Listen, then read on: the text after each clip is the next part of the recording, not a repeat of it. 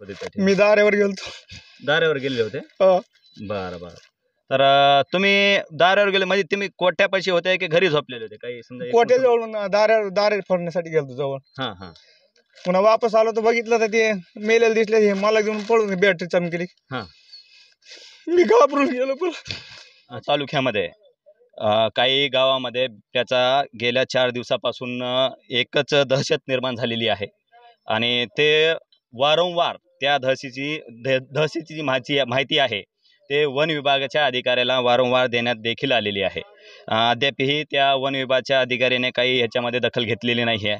त्याचाच एक भाग म्हणून आज रात्री 2 आणि 4च्या दरम्यान रामपिंपळगाव या ठिकाणी एकूण 15 ते 16 शेळ्याला त्या बिबट्याने संपूर्ण ठार मारलेला आहे. आपल्याला हे बघायला भेटत आहे. काही जण असं जीव जाताना आपल्याला दिसत आहे. असं या तुम्ही बघू शकता की खूपच एक असं दृश्य भयानक दृश्य झालेलं आहे की एकूण 15 ते 16 शेळ्याला खूपच गंभीर प्रमाणे त्यांनी जखमी केलेलं आहे आणि काही शेळ्याला ठार देखील मारलेला आहे. आणि इथले ग्रामस्थ आणि शेतकरी ह्यांच्यामध्ये एकूण संपूर्ण भीतीचा वातावरण एक तयार झालेलं आहे. आणि इथलेच जे शेळ्याचे जे मालक आहेत त्यांना आपण त्यांच्यासोबत माहिती घेणार आहोत. नेमकं हा प्रकार घडला कसा आणि हे प्रकार होताना हे कुठं होते नेमकं आपण त्यांच्याशी विचारणा करणार आहोत. आता जे शेळ्याचे बिबट्या आला होता तुमच्या गावामध्ये, तुम्ही त्या ठिकाणी किंवा त्या कोटामध्ये कुठं झाला हा प्रकार? हा, हे गावाच्या जवळ. गावाच्या जवळ. तुमचा कोटा कुठं आहे नेमकं समजा? गावाच्या जवळ. गावाच्या जवळ. किती एकदम किती शेळ्या हे झाल्या तुम्ही? हे 15-18 पिले आणि 13 शेळ्या. 13 शेळ्या. तर तुम्ही कुठं होते नेमके कुठं होते त्या ठिकाणी? मी दाऱ्यावर गेलतो. दाऱ्यावर गेले होते. हो. बरं बरं. तर तुम्ही दाऱ्यावर गेले म्हणजे तुम्ही कोट्यापाशी होते की घरी झोपलेले होते? काही समजा कोट्याजवळ दारे फोडण्यासाठी गेलतो जवळ. हां हां. पुन्हा वापस आलो तर बघितलं तर ते मेलेलं दिसले. हे मला घेऊन पळून बॅटरी चमकली. हां. मी घाबरून गेलो. पण अच्छा. तर तुम्ही आल्यानंतर समजा काही शेळ्या आहेत आपल्याला जिवंत दिसत आहेत. तुम्ही आले म्हणून ते थोडं वाचल्यात, नाहीतर ते देखील हे झालेले नसते. तुम्ही हे बघू शकता की जे शेतकरी आहेत आणि जे शेळ्याचे मालक आहेत त्यांचं कसं एक मन भरून आलेलं आहे त्या शेळ्याचे हे दृश्य पाहून. इतके घाबरलेले आहेत ते देखील की त्यांचे एक असं म्हणण्यावर कळत आहे की हे प्रकार आता एक जनावर आता गेल्या 4 दिवसापासून होत आहे. हाच प्रकार एखादा मानवहानीमध्ये असं होऊ नये याचा दक्षता घ्यायला पाहिजे. आणि वन अधिकारी यांना वारंवार ह्याची माहिती दिलेली होती, तरी देखील ह्याने कोणतीही ह्याच्यामध्ये दखल काही घेतलेली नाही. तरी अजून काही गावातले नागरिक आहे पण त्यांच्याशी त्याचबद्दल आपण माहिती घेणार आहोत.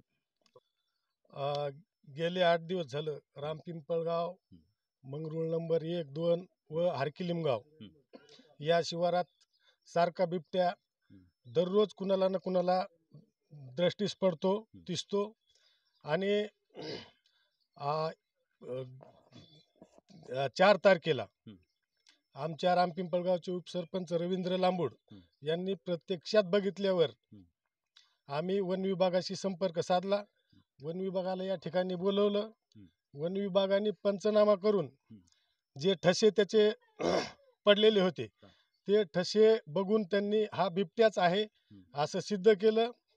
आणि त्यांना आम्ही या ठिकाणी बाबा काही जीवितहानी होऊ नये या दृष्टीने बाबा इथं पिंजरा लावण्यात यावा, त्याला काही पकडण्यासाठी तुम्ही काही उपाययोजना कराव्यात अशा सूचना केल्या.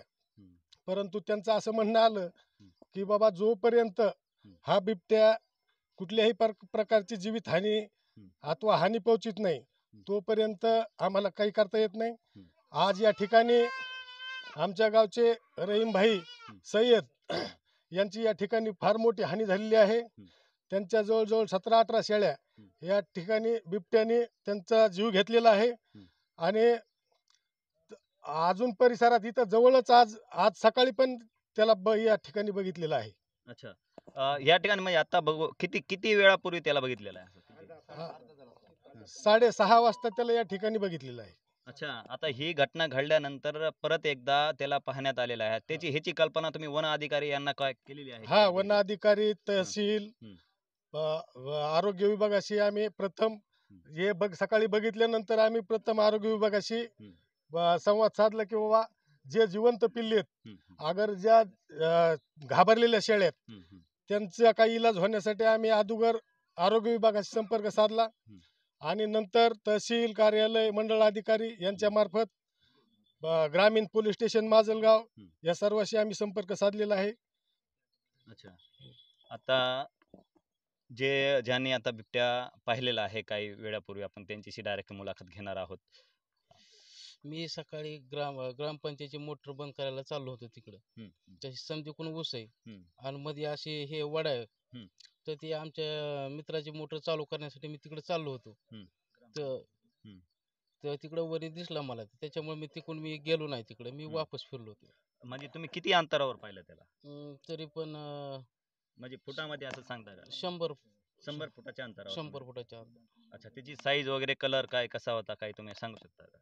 कलर त्याचा लालसर कलर होता, काळी चट्टी दिसत होती काळी चट्टी दिसत होती आणि एवढ्या साईजचा होता, कमरा इतका. अच्छा अच्छा, कमरा एवढा साईजचा होता. ठीक आहे. तुम्ही किती वाजता पाहिलं तुम्ही? तरी 6:30 वाजले असतील. 6:30 वाजले असतील.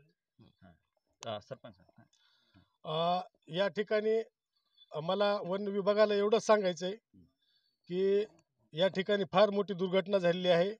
आमच्या गावचे ज्यांची हे वाघाने हे हल्ला केला शाळेवर, त्यांची ते रहीमभाई सय्यद यांचा उदरनिर्वाह हा, ते शेळ्याचे व्यापारी असून त्यांचा उदरनिर्वाह हा फक्त शेळ्याच्या व्यापारावर आहे.